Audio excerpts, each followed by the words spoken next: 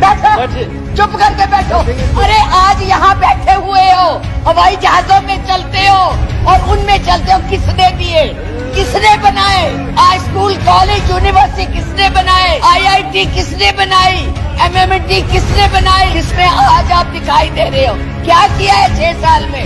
केवल भारत को तोड़ने की कोशिश की है, भारत को काटने की कोशिश की है और कुछ नहीं किया है। मोहम्मद गौरी को किसने बुलाया था? किसने कहा था दिल्ली में आग करने के लिए? कौन जयचंद था? महाराणा प्रताप जब हल्दी की घाटी में लड़ रहे थे, किस राजा ने उसकी मदद की अकबर के खिलाफ? सुनो, एक भील जाति के लोगों ने महाराणा प्रताप का साथ दिया था, कहाँ थे तब? आज बात करते हैं देश को आजाद कराने के लिए अहिंसा का पाठ पढ़ाया।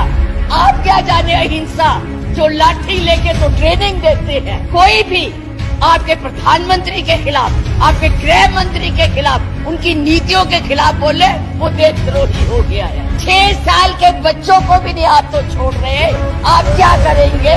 श्रीमती विप्लव ठाकुर जी। माननीय उपाध्यक्ष जी, धन्यवाद। मैं ये राष्ट्रपति के अभिभाषण पर धन्यवाद प्रस्ताव के लिए खड़ी हुई हूँ, पर मुझे समझ नहीं आ रहा कि मैं धन्यवाद किस बात का करूं, कहां से शुरू करूं।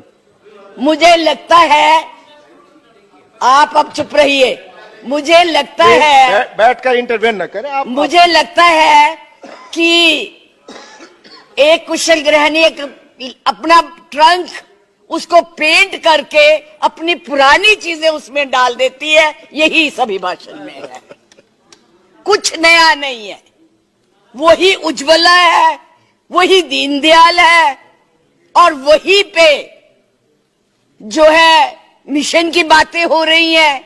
बेरोजगारी की कोई बात नहीं है, महंगाई की कोई बात नहीं है, क्योंकि इनको उसकी चिंता ही नहीं है। ये नौजवानों के लिए कुछ करना ही नहीं चाहते। आज विद्यार्थी जो पूरे देश में झंडा लेके खड़े हैं, उनको अपने भविष्य का फिक्र है कि हम डिग्री तो ले लेंगे पर नौकरियां कहां से लाएंगे, क्योंकि इस अभिभाषण में उसका कोई जिक्र ही नहीं है। ये अभिभाषण ऐसे लगता है जैसे मुंगरी लाल के सपने दिखाए जा रहे हैं। मुंगरी लाल के 2014 में भी दिखाए थे, अभी भी दिखाए रहे हैं। अभी राणा जी बोल के गए, राणे कि जी कांग्रेस भी मैनिफेस्टो देती थी, हमने करके दिखाया है। आज अगर आप गरीबी की रेखा से नीचे देखें तो लोगों का हुआ है। अरे आज यहाँ बैठे हुए हो, हवाई जहाजों में चलते हो और उनमें चलते हो, किसने दिए, किसने बनाए? आज स्कूल कॉलेज यूनिवर्सिटी किसने बनाए? IIT किसने बनाई? MMT किसने बनाई? जिसमें आज आप दिखाई दे रहे हो। क्या किया है 6 साल में? केवल भारत को तोड़ने की कोशिश की है, भारत को बांटने की कोशिश की है और कुछ नहीं किया है। बस वही करो। आज आप लोग इस देश को इस तरह से बांटना चाहते हैं। कुछ नहीं है, ना महिलाओं के लिए है। आज पूरी महिलाएं जो है इस चिंता में हैं कि हमारा भविष्य ठीक है, हम सुरक्षित हैं, वहां उनको कुछ दिया नहीं जा रहा। और मैं ये कहना चाहूंगी कि मैं पूछना चाहती हूं, क्योंकि आप बहुत इतिहास के बगे हुए हैं, मोहम्मद गौरी को किसने बुलाया था? किसने कहा था दिल्ली में आग बंद करने के लिए? कौन जयचंद था? कौन जयचंद था? महाराणा प्रताप जब हल्दी की घाटी में लड़ रहे थे, किस राजा ने उसकी मदद की अकबर के खिलाफ में? बैठ जाइए, बैठो, चुप करके बैठो। सुनो मैडम, प्लीज आप चेयर को एड्रेस करें मैडम, प्लीज। इस तरह की भाषा एक भील जाति के लोगों ने, एक भील जाति के लोगों ने महाराणा प्रताप का साथ दिया था, कहां थे तब? आज बात करते हैं देश को आजाद कराने के लिए अहिंसा का पाठ पढ़ाया। आप क्या जाने अहिंसा, जो लाठी लेके तो ट्रेनिंग देते हैं। आज लाठी की जगह बंदूक और रिवॉल्वर आ गए हैं। और हमने सिखाया आपको हिंसा, आपने सिखाया है जनता को हिंसा, नफरत पर बोले, इधर बोले, और चेयर को एड्रेस करें प्लीज। आप चेयर को एड्रेस करें। और आज तो मैं उपाध्यक्ष जी देशद्रोही की भी परिभाषा पूछना चाहती। क्या है देशद्रोही की परिभाषा? किसको देशद्रोही कहते हैं? मुझे याद है जब कम्युनिस्ट पार्टी ने भारत की आजादी को नहीं माना था, 4 साल के लिए बैन कर दी थी, लेकिन उनको देशद्रोही नहीं कहा था। नेहरू ने, सरकार ने देशद्रोही नहीं कहा था। पंडित नेहरू के खिलाफ लोकसभा में वाजपेयी जी बोलते थे, उनको देशद्रोही नहीं कहा था। आज कोई भी आपके प्रधानमंत्री के खिलाफ, आपके गृह मंत्री के खिलाफ, उनकी नीतियों के खिलाफ बोले, वो देशद्रोही हो गया है। उनको जेल में डाल दो, उनको पकड़ लो। 6 साल के बच्चों को भी नहीं आप तो छोड़ रहे। आप क्या करेंगे?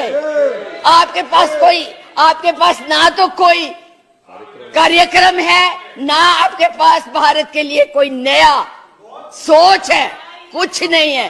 केवल एक सोच है कि कैसे इस देश को तोड़ा जाए। 70 साल में उपाध्यक्ष जी हमने पाकिस्तान का इतना नाम नहीं लिया था जितना ये 6 सालों में ले रहे हैं। हमारी महानायिका ने पाकिस्तान के 2 हिस्से कर दिए थे, बांट दिया था, और ये आज पाकिस्तान के नाम से डरा रहे हैं। और वैसे कहते हम बहुत मजबूत है, हर बात के लिए पाकिस्तान, हर बात के लिए पाकिस्तान। क्यों भाई? क्या है वो? आपका कुछ लगता है? हाँ, जरूर लाहौर में जरूर बिरयानी खाने गए थे, कांग्रेस नहीं खिलाती, बिना बुलाए गए थे। और आज बात करते हैं, किसकी बात करते हैं? मैं ये कहना चाहूंगी कि इस भारत को मत तोड़िए। बड़ी मुश्किल से पटेल, नेहरू ने इकट्ठा किया है, आप तोड़ रहे हैं। आप नहीं कहते हैं, आप तोड़ रहे हैं, इसका विभाजन कर रहे हैं, लोगों को बांट रहे हैं। मैडम, आप चेयर को एड्रेस करें, आपस में चर्चा। मैं तो उनको एड्रेस ही नहीं करती जी, मैं उनको समझती कुछ नहीं हूँ। वो है ही कुछ नहीं, जिनको बोलने की समझ नहीं है, उनसे क्या बात करनी है। मैं तो ये कह रही हूँ कि इस देश को मत बांटिए, इस देश के टुकड़े मत कीजिए, नफरत मत फैलाइए। बहन जी चुप रहिए, अपनी बारी में बोल लेना जो बोलना होगा, अब चुप करके बैठी रहिए प्लीज। अब देश के टुकड़े मत कीजिए। आज जो हम इस स्थिति, आपका इसी सीए ने, आज जो आपका एक ही देश था, पाकिस्तान आपसे नाराज, चाइना आपको कुछ नहीं समझता, नेपाल भी आपसे खफा हो गया है, और एक बांग्लादेश था जिसको भी आपने इस सीएए से नाराज कर दिया है। आज वो भी सोच रहे, उसके 4 मंत्रियों ने अपना प्रोग्राम कैंसिल किया। एक उसमें कि इस देश में ऐसी बातें हो रही है, इतना ज्यादा। आप कहते हैं कि यूरोपियन यूनियन को हक नहीं है बोलने का, प्रस्ताव लाने का, तो उनके एमपी क्यों ले आए थे? उनको कश्मीर क्यों ले गए थे? आपने खुद उनको इनवाइट किया है, आपने खुद इसको इंटरनेशनल बनाया है, आपने खुद इनको, दूसरे लोगों को इसके ऊपर दखल देने के लिए बुलाया है। और उन्हें नहीं बुलाया जब तक हमारी सरकारें थी, किसी की हिम्मत नहीं पड़ती थी हमारे देश की तरफ देख ले। आप लोगों ने किया है ये सब, अपनी करतूतों को छुपाने के लिए उन लोगों की मदद ले रहे हैं। आपके पास कोई प्रोग्राम नहीं है, आपके पास कोई कार्यक्रम नहीं है, केवल एक कर्म है कि गोली से उड़ा दो जी, मार दो जी, खिला दो जी, यही आपकी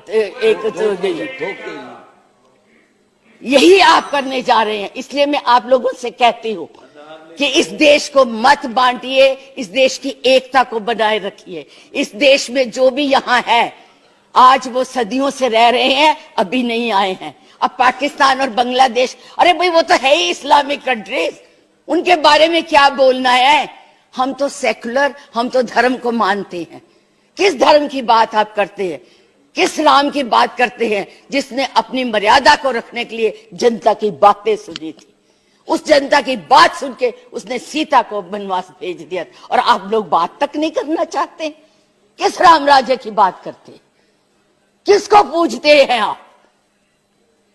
मंदिर बनाइए, जरूर बनाइए, लेकिन उनके आदर्शों को भी मानिए, उनकी बताई हुई बातों को भी मानिए।